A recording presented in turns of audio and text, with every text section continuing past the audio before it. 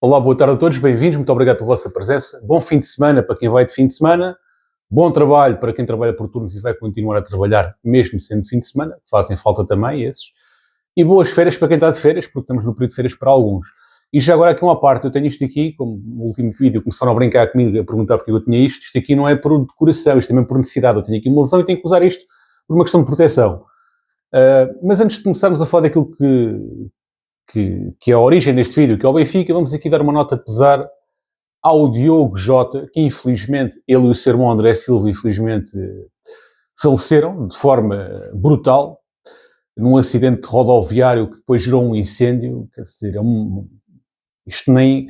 Não há palavras nestas alturas. A única coisa que há a dizer é prestar solidariedade à família, que é as principais pessoas que sofrem com isto, aos amigos e também aos seus colegas de clube e de seleção que convivem com ele, que são as principais pessoas que sofrem nestas alturas. Portanto, o Diogo Jota e o seu irmão André Silva, espero que tenham o seu merecido descanso e que sejam recordados, que a sua memória seja recordada e que a sua memória se mantenha viva, porque, quer dizer, são duas pessoas que morreram muito jovens e o Diogo Jota, que é aquele que eu conheço enquanto jogador, não o conheço pessoalmente, mas enquanto jogador, foi alguém que deu muito de si à seleção portuguesa, nomeadamente foi campeão agora recentemente na Liga das Nações, onde ganhamos nos penaltis à Espanha, depois do empate a 2 bolas. Diogo Jota, o último jogo que fez foi pela seleção, foi campeão da Liga das Nações, portanto fez muito pela seleção portuguesa e pelo desporto nacional e merece, obviamente, que a sua memória seja preservada. E, já agora aqui, reforço esta solidariedade e esta nota de pesar dirigida essencialmente à família, que é aqueles que realmente estão a sofrer mais com isto tudo, de certeza absoluta, e que merecem todo o tipo de carinho das pessoas que são próximas dele e que convivem com eles. E de apoio, obviamente. Não é? Relativamente aqui ao Benfica, bom, qual é os temas do momento? O tema do momento é contratações, vendas e presidenciais.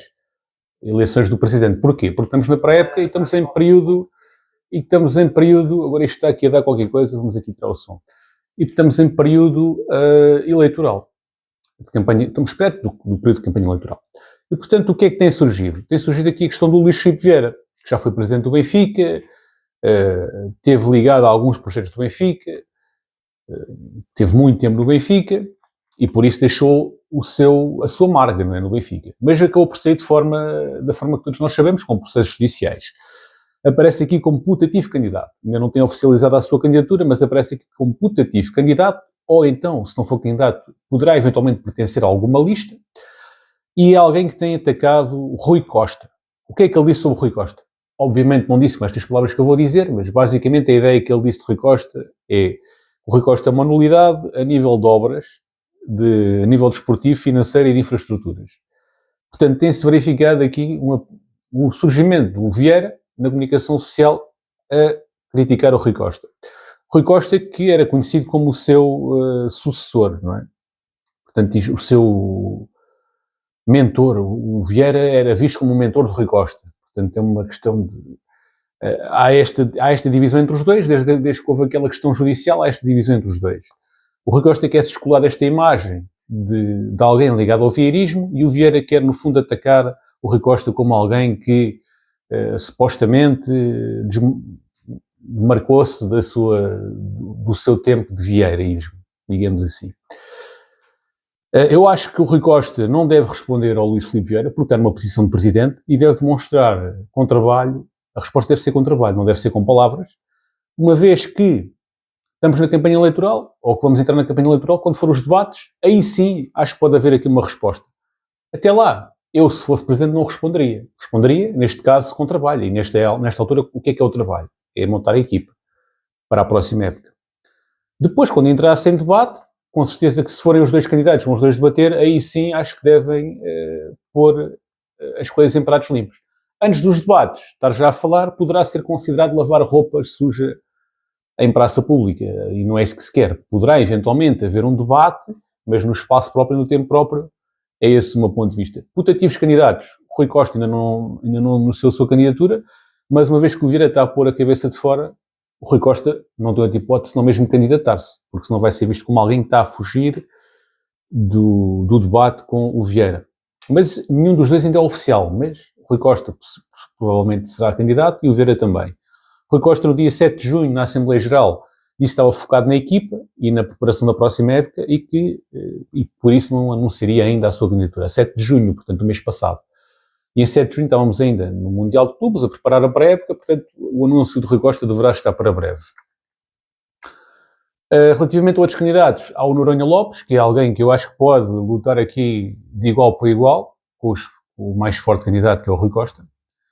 Há o Diogo Mantegas, que é um outsider, e há mais um ou outro que também são outsiders. Vamos aguardar para ver. Quanto ao mercado de transferências, fala-se na possível saída de Coxo e Bruma. Bruma porquê? Porque teve o desentendimento com o Bruno Lage, o Benfica ganhou 4-1 ao Porto. E o Bruma decidiu ter esse entendimento que o Bruno Lage, num jogo em que o Benfica ganhou 4-1, não foi muito inteligente da parte dele. Ele ficou chateado porque não foi utilizado, porque estava num bom momento, etc. E depois, no treino a seguir, o Lage foi falar com ele e ele virou-lhe as costas. E isso deu mal a toda a gente, inclusive aos seus colegas. E, portanto, o Bruma teve esse entendimento com o Lage. Isso não justifica tudo, mas também as exibições dele após essa situação também não foram as melhores. E no Mundial de Clubes também não se conseguiu destacar. É um jogador que eu acho que tem qualidade, eu pessoalmente até gosto do Bruma enquanto jogador, mas também não me oponho à sua saída, uma vez que ele tem 30 anos, custou 6,5 milhões ao Benfica, e se os ditos mercados exóticos, com a possibilidade de pagar cerca de 15 milhões, e se pagarem 15 milhões por um jogador de 30 anos que está no Benfica e que não é titular, ou que é intermitente, às vezes é titular, outras vezes é suplente, não me opunha a isso.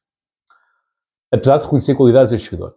Coxo tem 24 anos, é um jogador que, segundo a imprensa italiana, está na lista de Roma, custou 25 milhões ao Benfica, ao Feyenoord.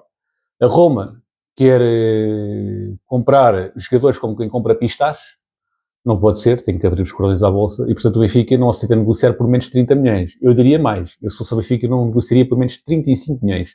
Não sei se esta notícia é verdadeira ou não, mas a notícia fala em 30 milhões, eu não negociaria a menos de 35.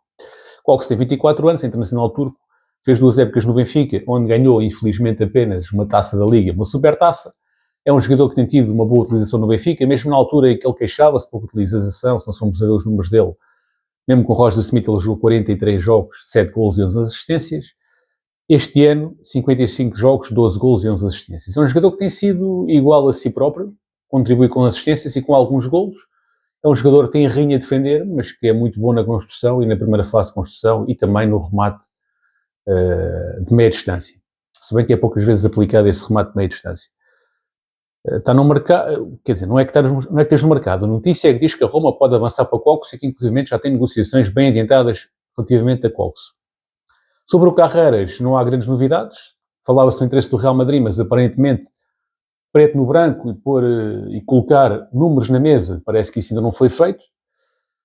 Sobre também o João Félix, já se falou que havia interesse do Benfica em João Félix, mas o João Félix tem um salário elevado, poderia eventualmente vir ao abrigo do programa Regressar, que significaria que o Benfica pagaria menos 50% de impostos. Pagando menos 50% de impostos significa que um salário, imaginemos, um salário bruto de 3 milhões, um salário líquido de 3 milhões, quanto é que são brutos? 6, certo? Se o Benfica contratar Félix ao abrigo do programa Regressar, esse valor bruto de 6 milhões passa a... Agora a minha matemática já parece o António Guterres, que disse, mas o António Guterres é engenheiro, eu não. Fui perguntar-lhe uma conta simples do António Guterres aqui há uns valentes anos já. Disse, olha, façam as contas. Portanto, a minha tabuada também não está muito boa, mas pronto. O salário do João Félix nem é 3 milhões, salvo ver, acho que é perto de 4 milhões, não é? 4 milhões, mas não tinha certeza do salário dele. Mas vamos pôr 4 milhões que é o teto salarial do Benfica. 4 milhões, 8 milhões brutos. Se for 50%, o Benfica tem que desembolsar 6 milhões brutos. Porque 4 milhões são impostos. 4 milhões é o salário dele, mais 2 milhões, faz 6 brutos que o Benfica tem que pagar ao jogador João Félix. Mas eu não sei se é este o salário dele, mas estou a pôr já aqui o teto salarial do Benfica com esse tal desconto do programa Regressar. Depois o jogador, acho que o Chelsea pedia cerca de 30 milhões, estou a achar pouco, não é? Ou aquilo que ele custou, mas acho que era cerca de 30 milhões também, sendo que o Chelsea também tem interesse no António Silva. O António Silva é um jogador que foi promovido por Roger Smith ao plantel principal, numa altura em que o jogador da formação que estava mais bem colocado era o Araújo, o central Araújo, acabou por se ingrar o António Silva. Neste momento o António Silva tem tido uma carreira intermitente, melhorou agora na final do Mundial de Clubes, mas com a renovação do Otamendi, com a afirmação do Araújo, do Tomás Araújo, e com a vinda de um lateral direito, parece-me que o Tomás Araújo vai regressar à sua posição de origem e que o António Silva poderá aqui estar no mercado, porque ter um jogador como António Silva no banco também não é solução. E, portanto, poderá haver aqui a venda do António Silva por um valor alto, a rondar os 40 milhões, e poderá haver aqui a aquisição de outros jogadores, nomeadamente o Adja Musa, que é o extremo direito de 23 anos, também do Feyenoord, que, segundo a imprensa internacional, o Benfica terá que desembolsar 20 milhões. Este jogador já mostrou interesse em vir para o Benfica, o empresário do jogador também está sempre a dizer que o jogador quer vir para o Benfica. É um jogador que vem do Feyenoord, onde o Benfica tem boas relações. Recordo que o Benfica já contratou ao Feyenoord o Coxo e o Freddy Costens, e, portanto, aparentemente poderá ser uma boa contratação, até porque o próprio Bruma aparentemente também vai sair, e o Di Maria já saiu. Bom, não tenho mais nada a dizer. Fiquem bem. Forte abraço e viva o Benfica!